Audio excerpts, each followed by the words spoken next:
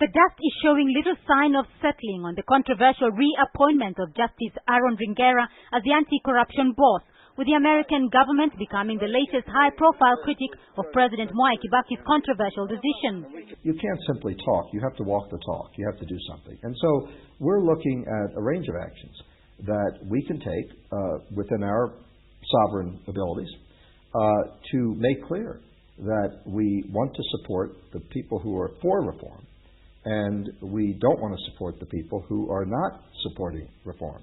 So you will see some actions that we will be taking. A strongly worded statement from the U.S. government termed the decision troubling and observed that Ringera's reappointment was made without proper consultation. It noted that lack of transparency in the decision-making called into serious question the government's commitment to ending the culture of impunity. The U.S. called on the government to re-examine Ringera's reappointment in accordance with the law. But to this, a clearly affronted government reacted. I will not attempt to interpret American law or British law. They have no responsibility or business interpreting our law for us. We never use the word law. We never comment. I don't do those things on my own. I do that because there are instructions from Washington. The U.S. government statement noted that Ringera's reappointment and the manner in which it was done raised profoundly troubling questions, particularly given the poor track record of the Anti-Corruption Commission in the war against corruption.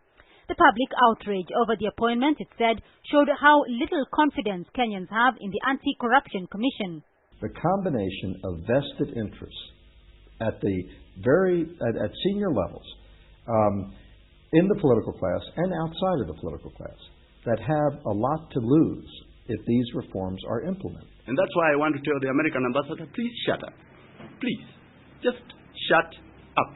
The reaction by the U.S. government, which is Kenya's traditional ally, is perhaps the strongest statement from Washington in the war against corruption and impunity. Now, the U.S. has previously threatened sanctions against some of Kenya's top leadership, seem to be derailing the reform process.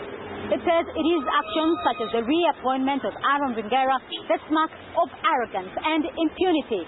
It says it is decisions such as this that is now leading Western partners to reassess their working relations with one of their key allies in the sub-Saharan region. This is Marshall, KTN Prime.